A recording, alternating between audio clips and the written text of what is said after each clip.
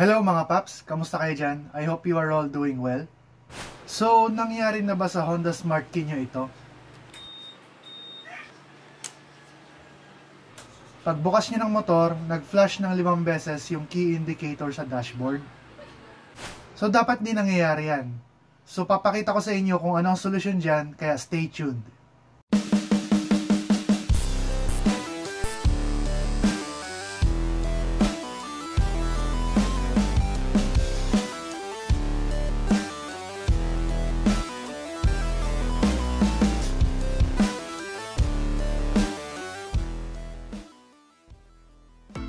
Okay, so kaya nangyayari yung flashing na yan dahil hindi na stable yung signal na nare-receive ng motor nyo mula doon sa remote. So ang solution dyan ay una, i-reset nyo yung baterya sa loob ng remote. So tatanggalin nyo yung battery tapos ikakabit nyo ulit. And then yung pangalawa, which is yung ginawa ko, na pinalitan ko na yung battery sa loob ng remote. Para magawa yan ay bubuksan nyo yung remote. So merong slot yan sa ibabaw at doon nyo bubuksan yun. So kukuha kayo ng barya o kaya yung sing-sing ng keychain. Yun yung ginawa ko. So balutin nyo lang ng basahan yung barya o kaya yung sing-sing ng keychain para hindi magasgas yung remote nyo. So ilalagay nyo lang yung barya doon sa slot, tapos i-twist nyo lang, iikot nyo lang, tapos magbubukas na yung remote at makikita nyo na yung battery sa loob.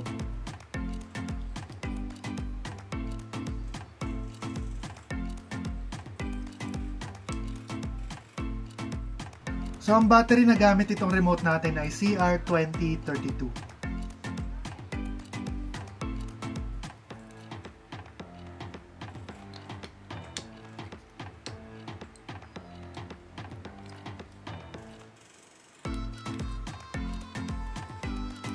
Kapag nalagay nyo na yung battery, isara nyo na yung remote. Tapos testingin nyo kung iilaw yung LED.